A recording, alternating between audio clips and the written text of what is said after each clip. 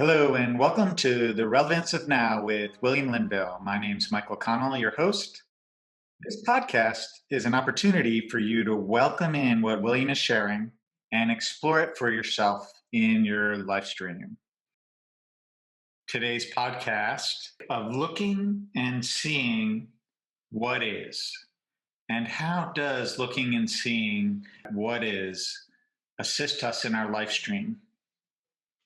What happens, my good friend, is like right now, let's everyone just close your eyes, point your eyes towards the third eye, or down at the nose, cross-eyed, your choice.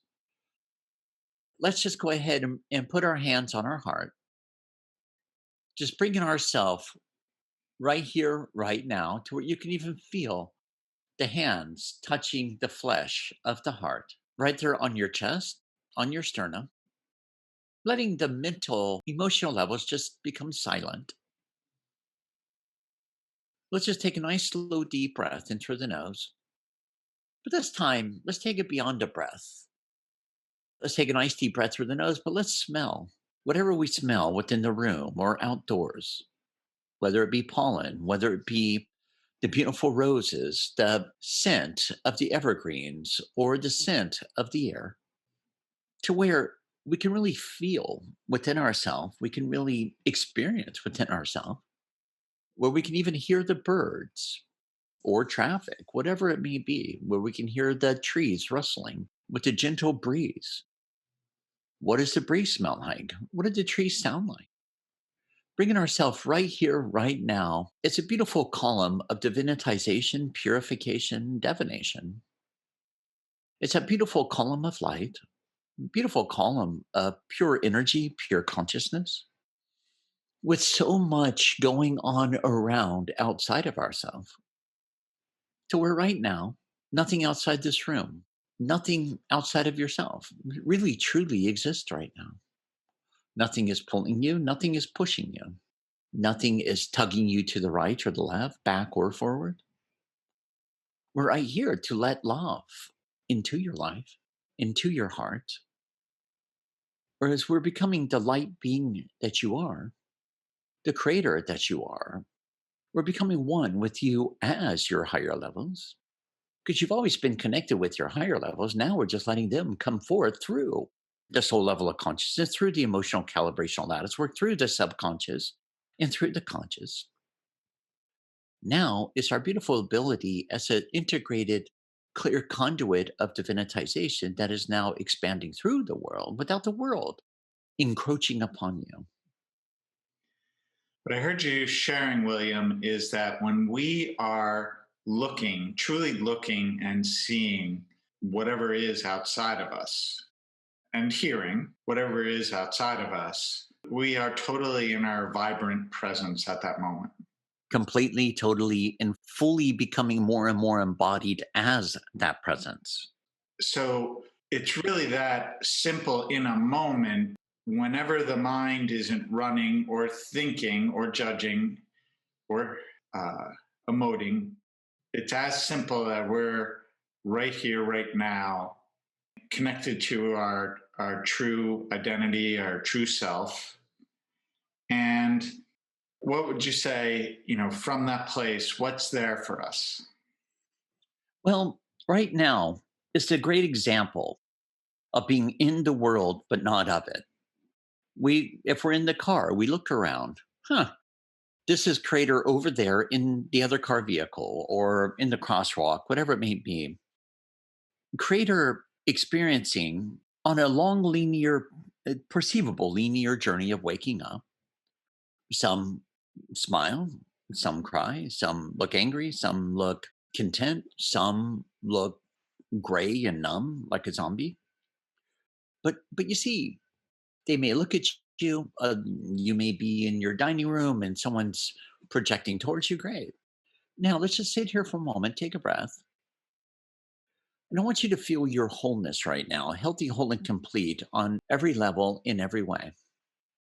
Where we just take a breath, we see it, we're aware of it, we acknowledge it, but yet it's so cool. It's so brilliant how it flows right through you, around you, above you, beneath you. As we're looking at Creator right there, doing what they're doing, pretending to be something that they're not. Can you feel this with me, Michael, where you're aware of it, but you're not taking it in, you're not taking it on, you're not in defense, protectiveness, or offense, or projectiveness. We're actually really able to hear them, see them, but yet where they don't have the power right now to take you for a ride. They never have the power to have you feel less than who you are. That's all the stuff from the egoic state of conscious says, I need to defend myself. I need to do this. I need to do that. I need to be this. I need to be that.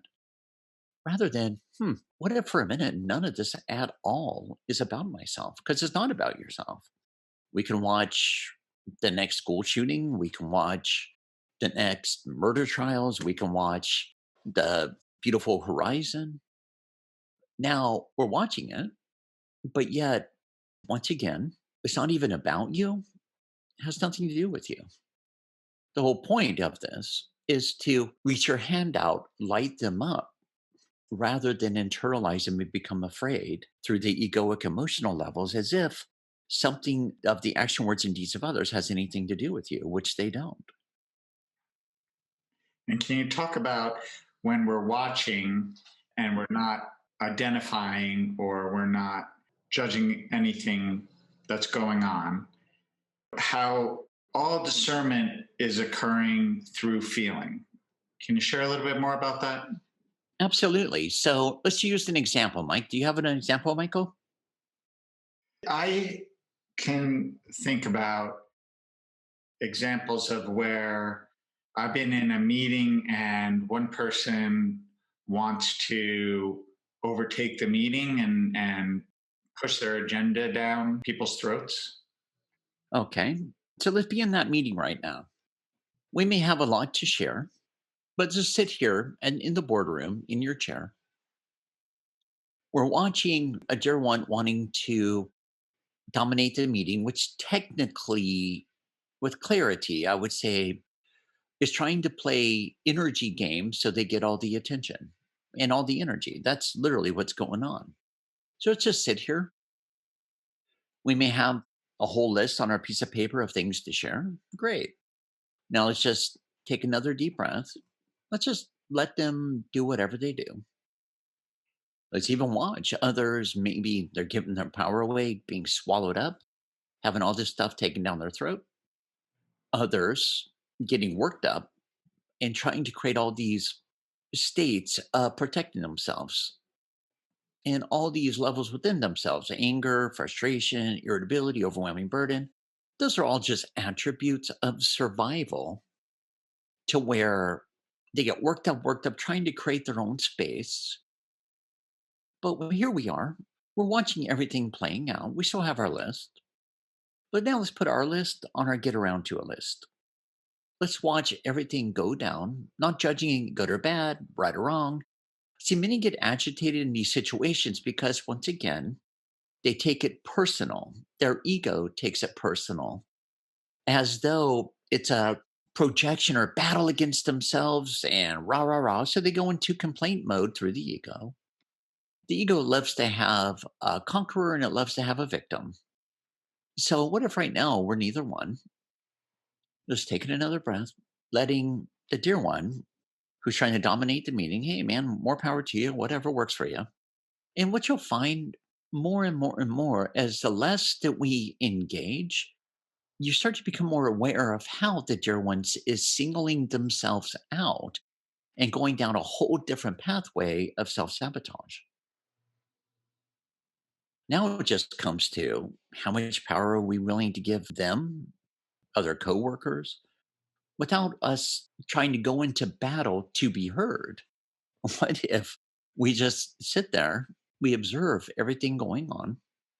There will be an opportunity to engage and share your list, but at this point, let's not make it as though it's a life and death situation from through the ego, through the solar plexus. I promise you, mark my words, the opportunity will arise. It may be in this meeting, maybe in the next one. So let's just take a breath. Let all the games unveil themselves because they will unveil themselves, especially the less that we're personally involved. And we just watch all that stuff be moved out of the way to where eventually now you're in the position, most likely, to become the leader of the meeting eventually. But it's not something we're grasping onto. It's not something we're locking horns with. We're letting it unveil itself. That goes back to the terminology, the meek shall inherit the earth. What that means is not weak, not victimized, not martyrdom. It means the more that we stay here, we're watching everything unveil itself. We're not getting into the battle mode and so forth to where your heart expands more and more. So does your clarity. So does your heightened astute awareness to where, mark my words, it will unveil to where here now you're being the one asked to speak because we're not playing the games. And when you were talking, I could see my mind wanting to come in to think about what's my response going to be. That's exactly what I'm referring to. I was watching you process it. And it takes some practice to quiet the mind again and again in that situation. Yeah. So if we all take the heart right now, very literally, you already are your higher levels. Now we have all these fogs, all these levels, all these layers, call it the mental, the emotional, the soul level, the egoic, blah, blah, blah stuff, the exponential mass collective stuff that have kept you from you. But let's all just for a minute take another breath, even claim to yourself, I am who I am. I am what I am. I am that I am. Now, this is where it becomes interesting because you're not feeding and giving the egoic structure all these tools, all these toys to move with, run with, and go with. We're right here, right now, in a body on a planet, letting literally, it goes back to the metaphor of the Red Sea. We're letting the water be parted for you without you going out there with a shovel trying to part the water. In my experience, when I don't plan what I'm going to say and I'm truly just looking, seeing, feeling, that when there's an opportunity to speak, it just comes through me. That's because you're not projecting, you're not forcing, you're not going to battle. You're letting yourself, from an internalized state, like the most beautiful rose, you're letting yourself spiral open and express through your own rebirthing rather than going to the right, to the left, up and down from the mental, emotional, egoic structure that's just literally wanting something to bite into. Now, if you take it further within yourself, you start to become more and more aware of all the energy games.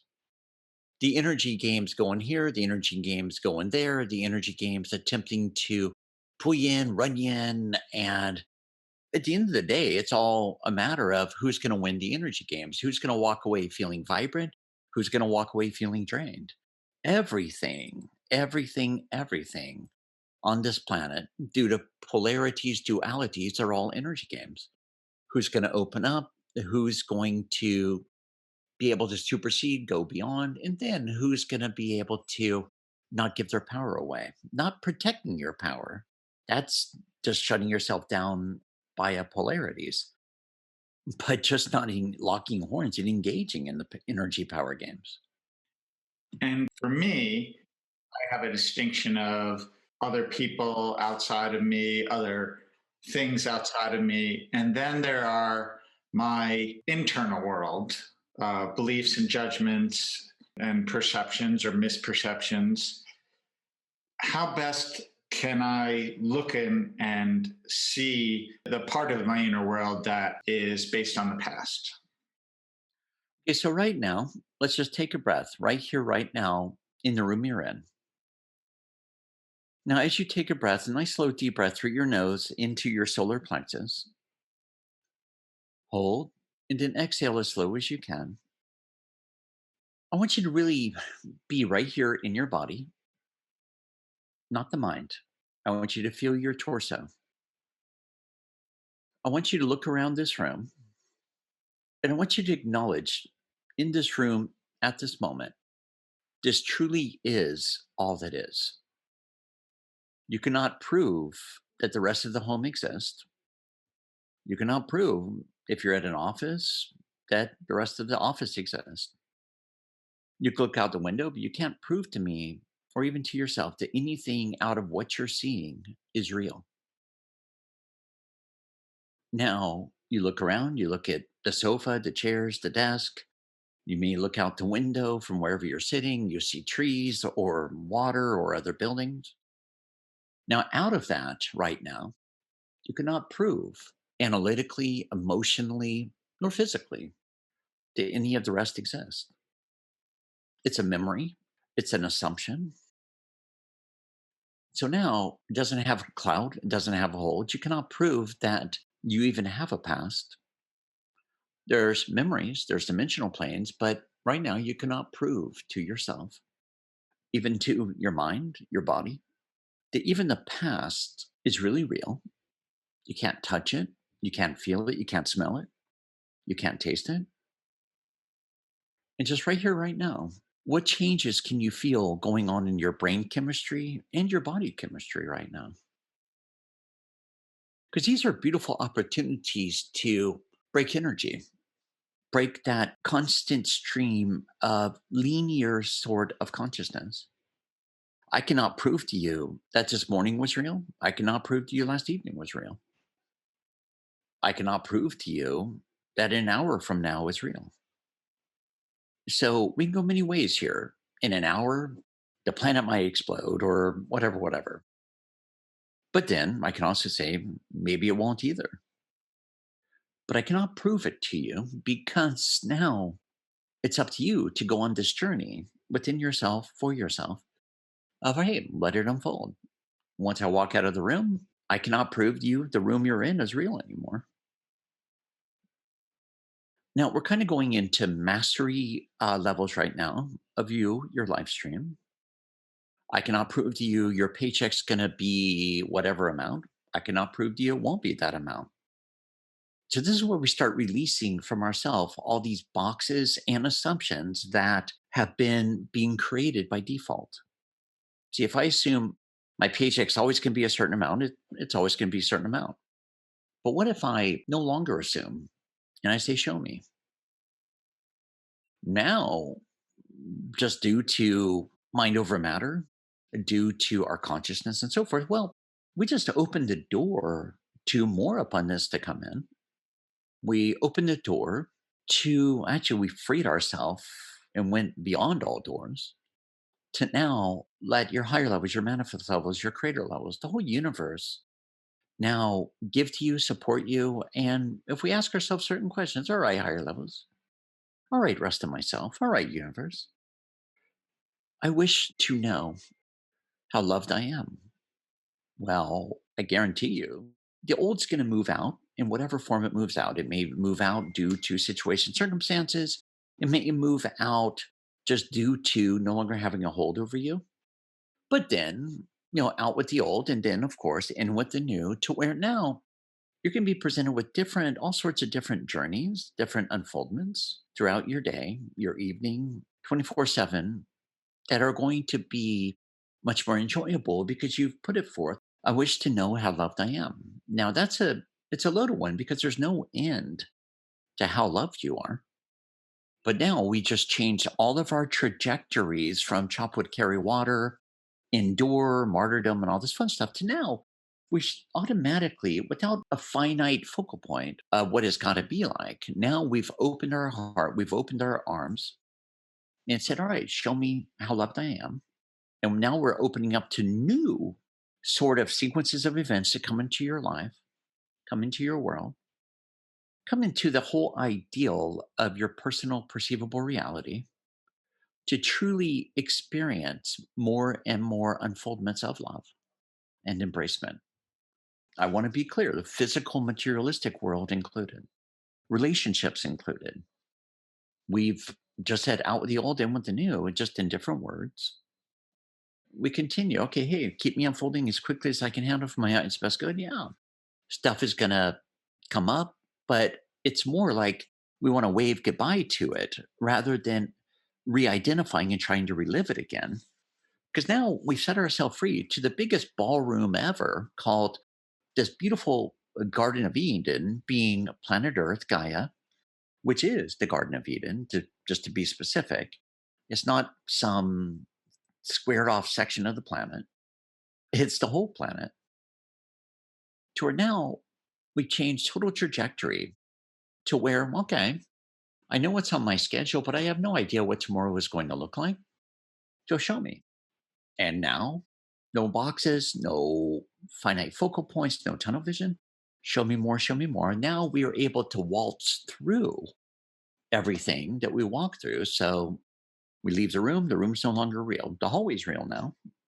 Whatever and wherever we're at is now real. But then, is it really real? No, but it's all particles of consciousness and certain alignments. But now we leave the hallway, we go into the family room. Great. None of the rest of the house is real.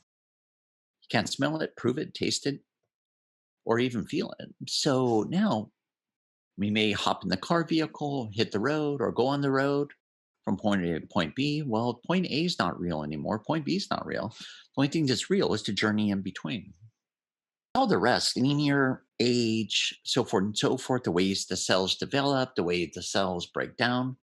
Let's all remember the body is innocent.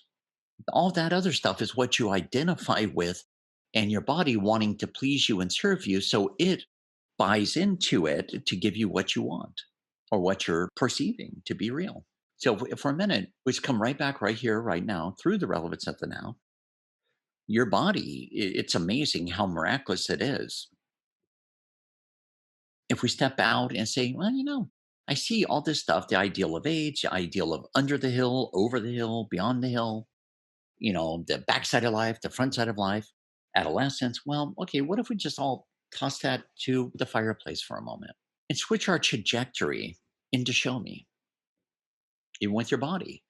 Body, and this is where it becomes once again deeper and deeper into your mastery levels where you're no longer mimicking the rest of humanity. You're no longer mimicking what you've seen, what you've watched, what you've observed from how everyone else's body works. Now we're starting to reclaim and integrate in your body now, no longer mimicking the whole perceptional aging process from everything you've seen, subtle, factual, and literally concrete. But that's based in everyone else's bodies, not your own. So we're stepping out of the dumbing down attributes, or let's just say the disconnected attributes. Now we're reclaiming our body and hey, body, show me what your true capabilities are. I started that with my internal world, and you made me aware of how those are my ego thoughts, which are outside of my presence. So really, everything is outside of my presence. Totally, including the body. But it's interesting, right? I have a question for you, Michael. What happens when our inner starts to become our outer and our outer starts to become our inner because there's no longer this separated, segmented layer of a flesh of me and you? So what happens when we cross that bridge and there's no longer any limitation even through the skin? There's total freedom because there's no thoughts. Exactly. It's total freedom because now there's no bogus polarity, duality, segmentation, separation. And I'm not saying we're all one and let's all get together and sing kumbaya. It's not like that because we're not all one. We all come from the same source, but we're all different facets having our own journey as creator as a whole is learning more about itself. Wow, wonderful, William. Thank you so much for all that clarity on looking and seeing what is and assisting us in being our presence and loving presence. Click subscribe to hear more about the relevance of now in your life stream. Namaste. Namaste.